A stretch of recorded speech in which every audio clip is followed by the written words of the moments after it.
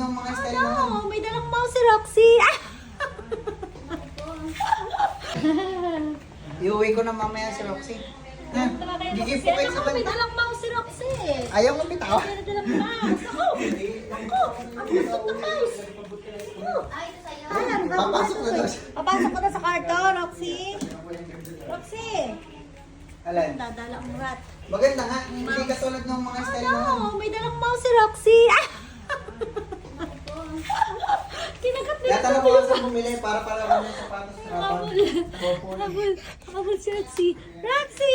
Ayan, nakakamit ni Tutoy ang mouse. Ah! Nakakamit ni Tutoy ang mouse. Nakuha ni Tutoy ang mouse. Sige ako, tatago. Tatago nga niya, tinago ni Tutoy. Tatago daw niya ang mouse. Eh bago nababata. Nasaan ang mouse? Nakasipit. Nasaan? Gamit Tutoy ang mouse. Ay, dun susulok na tago. Ano? Ba't mo ubuhin yan?